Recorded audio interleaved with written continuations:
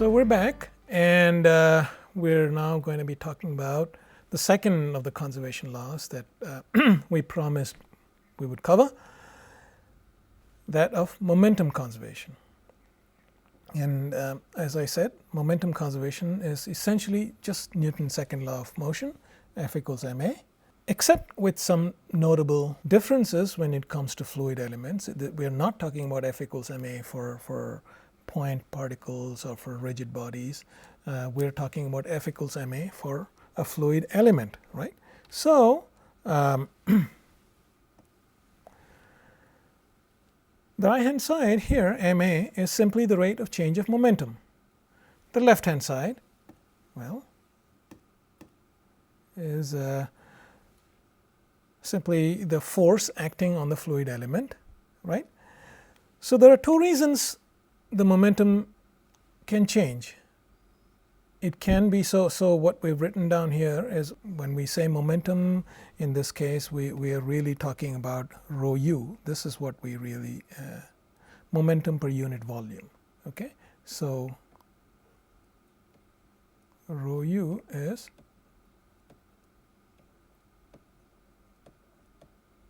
momentum per unit volume, right? So this momentum per unit volume, when you integrate over a volume element, it becomes simply momentum. So the momentum can change because there's an intrinsic, there's a d over dt kind of, there's an actual change of momentum within the volume. It can also change because there's a flux of momentum through the bounding surface, right? You know, in order to get the mass flux, mass flux was just, you recall, for instance,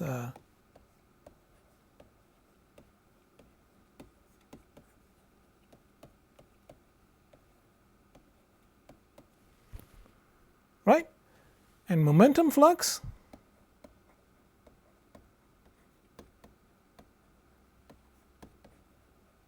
well, momentum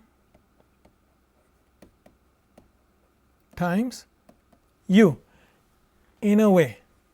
Not quite. What's the main difference here? This is a scalar, whereas this is a vector. So therefore the momentum flux, while mass flux is a vector,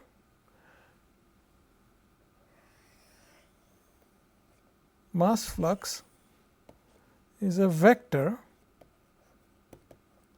but because momentum itself is a vector, momentum flux is essentially rho u u, where it's not a u dot u, it's an outer product, not an inner product, and so this is a tensor. We will discuss this. We will sort of specify what exactly rho u u is, and we'll come to it. But just wanted to draw the analogy. In order to get the mass flux, you simply multiply the mass density with the velocity. In order to get the momentum flux, you simply multiply the momentum density with u, momentum density, sorry.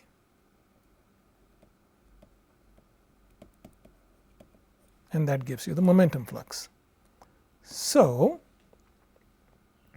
the momentum can change because of intrinsic change of momentum inside the volume, and also momentum flux through the bounding surface, just like we discussed for the mass continuity equation. There's a bounding surface and there's a flux of momentum through the bounding surface, either outside or inside, and then what you do is you do an integration over the surface element, right? And you add both of this up before doing that, just like the surface integral, I beg your pardon, here I'm calling a surface integral element dA, and here I'm calling it ds. It's really the same thing. Okay, so you can just like we use Gauss's divergence theorem for we use Gauss's divergence theorem in this situation. Yeah, just like we use Gauss's divergence theorem in this situation to go from here to here. Okay, Similarly, we are going to use Gauss's divergence theorem here in order to convert the surface integral into a volume integral, except the divergence theorem that we will be using is for tensors, and simply because the momentum flux is now a tensor. So we can use this, we can transform the surface integral into a volume integral like this. Okay. And so go from here to here using Gauss's divergence theorem.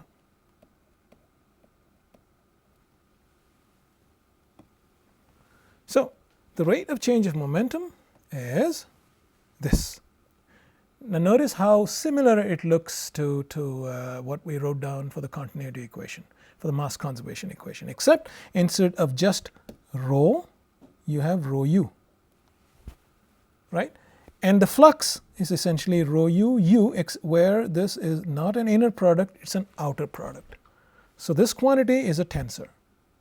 Okay. The reason we went from the surface integral to the volume integral was because this term was in terms of a volume integral, and you want to put both on the same footing, and so that is what we do. And as before, this statement is valid for arbitrarily small volumes. Okay. And so if the dV is taken to be arbitrarily small, the integration essentially becomes invalid. I mean, since we are integrating only over one volume element, and that means that the integrand itself is equal to 0. Just like notice the analogy with what we did for mass conservation is exactly the same. So before saying that, we said F equals ma. So far we have only done ma here. Yeah, and what is F? The rate of change of momentum is equal to force, of course. This is F equals ma. This is Newton's law, and the force on the fluid element can have a volume component due to body forces, say due to gravity. Yeah, and that can be written as rho g dV. Yeah, now g is really a proxy for any kind of body force. It can be gravity, it can be some other kind of body force also. By body force I mean a force that is acting all throughout the fluid, not only on the surfaces. Okay, it's acting throughout the fluid, throughout the body of the fluid, like gravity. So in that case you would have to integrate all through the volume and not merely on the surface. Surface forces are a little trickier. So forces can be acting throughout the body of the fluid, for instance gravity, but they can also be acting on a surface. One example of a surface force, pressure. Yeah, pressure is force per unit area, of course, but the pressure acts only on the surface. And as we have discussed earlier in the course, pressure is only one element of the stress tensor. That is a normal element. Yeah. And the other components of the stress tensor are shear stresses, which are essentially on the same footing as that of pressure, force per unit area, except the very fact that you are talking about area means you are talking about the boundary. So this is what we just said. Recall, we can have forces that are on a surface area element that are normal to it as well as tangential to it. Like here, you see you have a normal force as well as a tangential force. These are tangential forces. These are forces that are, the normal force acts in the same direction as the vector that characterizes the surface element, right? So this is the outwardly directed normal that characterizes the surface element, and the normal force is acting along the same direction, whereas the tangential forces are along the surface.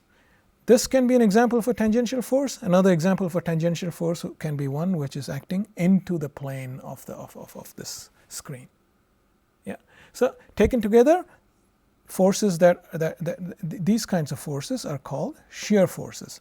And so these are the two different kinds of forces. The main difference between a body force and a surface force, well, is surface force acts only on the surface, whereas body forces act throughout the body of the fluid, not only on the surface. Right. So The ijth component of the pressure tensor represents the force in the ith direction felt by an area element whose outward normal points in the jth direction. Let's pause for a minute and try to understand what this means. Let's draw a little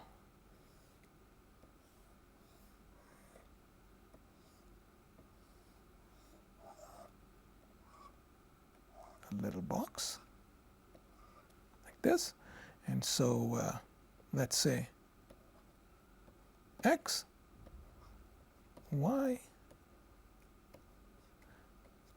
and x cross y would be, I believe this would be z. Yeah. So you can have a force that's acting like this. You can also have a force that's acting like this, right? So force in the ith direction, suppose this is the I direction, and the area element is characterized also by the I direction, in which case the force would be P I I.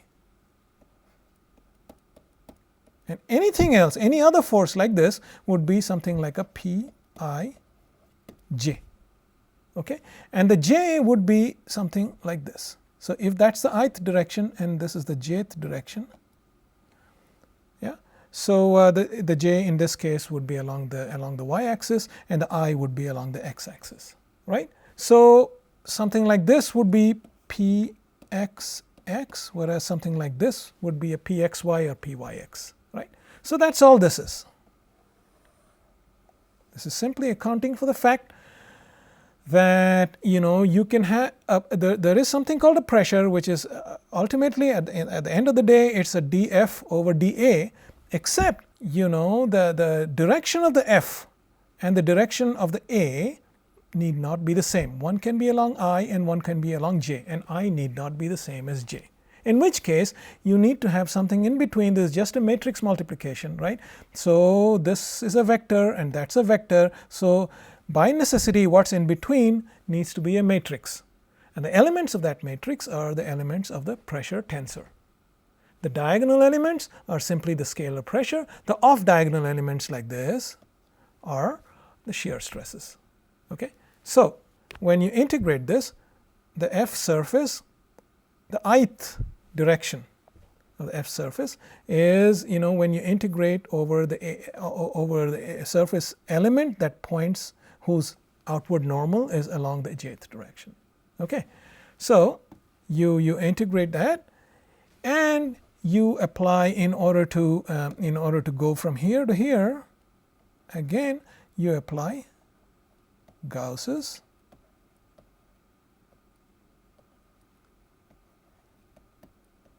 divergence theorem. It's the same thing. You went from an area integral to a volume integral, and this thing is nothing but a divergence. Okay, just written in a different kind of form. This is just a divergence. So it's the same thing. You went from an area integral to a volume integral, and in doing so you would encounter a divergence, and this is just that.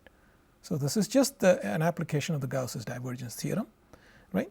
So the total force on a fluid element would be a body force and surface forces, and by using Gauss's divergence theorem, you convert the surface integral into a volume integral like that. The advantage being you can put both of those on the same footing, and you can have a volume integral for the whole thing, exactly like we did for the mass conservation equation. No difference. Okay, so this is the total force. So this is the F, and we did the MA here, so we equate this to F. Yeah, so this is the finally the when I write divergence of P, the P is really a tensor. So the divergence of a tensor is defined by this.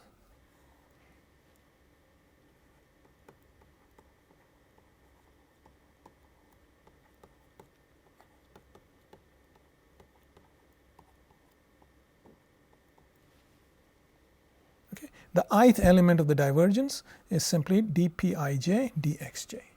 That's how divergence of a tensor is defined. You really don't need to know much more about tensors. This is good enough.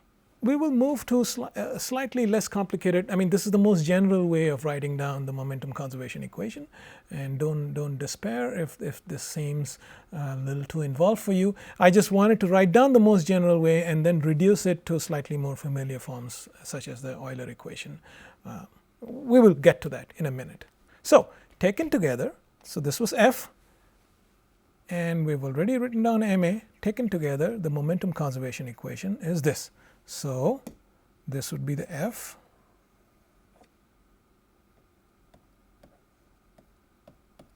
and this would be the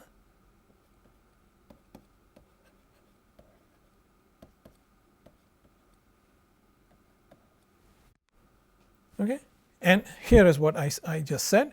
I said a few slides ago that the quantity UU, this is an outer product. Okay, it's a second order tensor in the sense that this is how the outer product of two vectors a b is defined. Yeah, and this is the matrix a1 b1, a1 b2, so on and so forth. So that's what UU is. If you're wondering what an outer product is, well, this is an outer product.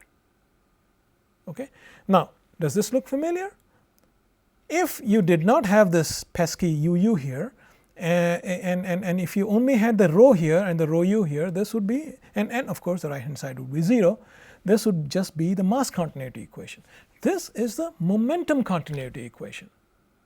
Right. So now, if only for some reason the right hand side was 0, if this was 0, then writing the left hand side equal to 0 would be the conservative form of the momentum equation.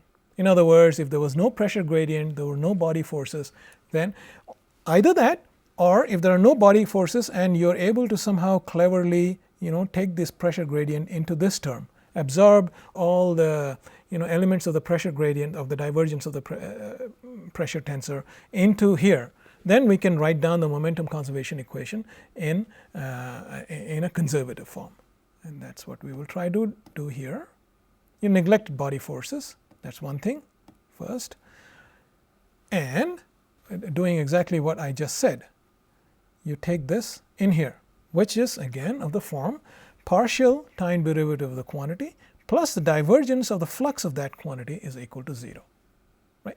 So this is the conservative form of the momentum conservation equation.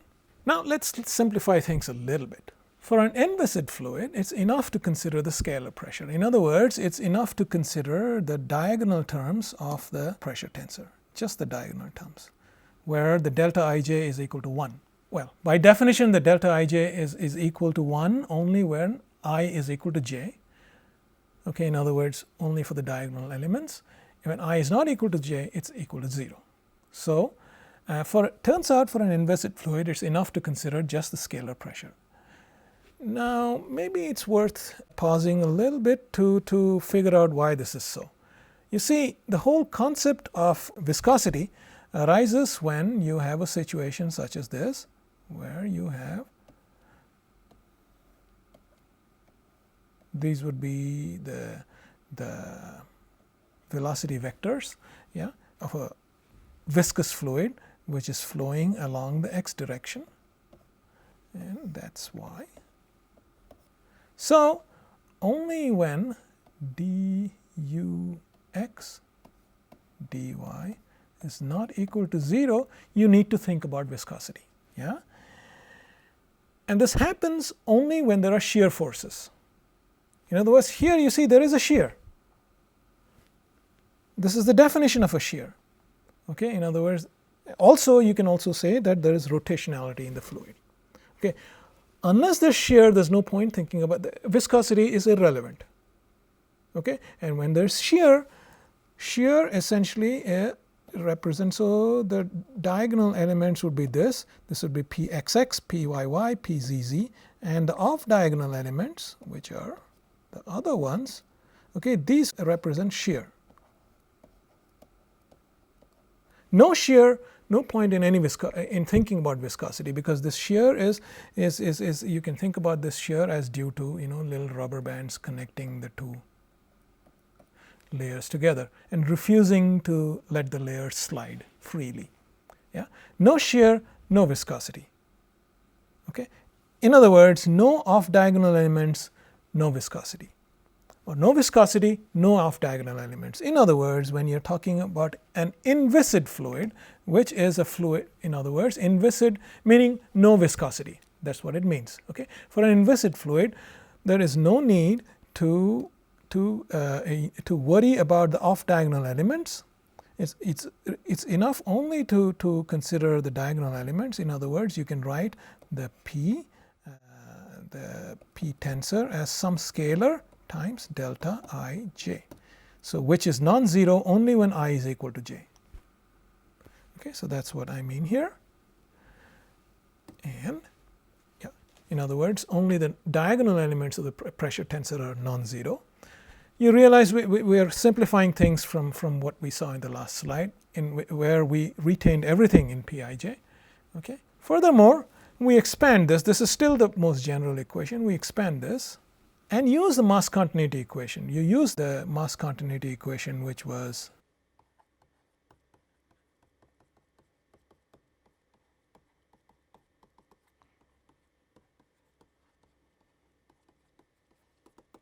this is the mass continuity equation, right? So, you use this in here. Yeah, so this is the mass continuity equation. You use this in here. Okay, you expand this out and you use this in here to get what's called the Euler equation. Okay, so there are three things that you need to consider. Number one, the pressure tensor is greatly simplified in that only the diagonal elements are important, right? And really that's the main thing. And the second thing is you do need to use the mass continuity equation. Okay? And then the momentum equation becomes this, and this is called the Euler equation. And the Euler equation is valid only for inviscid fluids. In other words, situations where the viscosity is not important. And it becomes like this, and there is a simpler form of the Euler equation which you will find in Arnab Rai Chaudhury's book. It follows the Lagrangian treatment. In other words, you write down an F equals ma sitting on top of a fluid parcel. And right, keep in mind that the Euler equation is valid only for inviscid fluids. In other words, fluids where the viscosity is negligible and you can really set the viscous terms equal to 0. Equivalently, the off diagonal elements of the pressure tensor are 0, and only the diagonal terms are non-zero. Else there are additional terms in the pressure tensor which involve viscosity, and you get the Navier-Stokes equation. So, the Navier-Stokes equation is a momentum equation when you include viscosity, and the Euler equation, which is this one, is valid for situations where viscosity is not important. In other words, it's valid only for inviscid fluids. So, we'll stop here and we will consider a few other aspects before we move on to the full Navier-Stokes equation.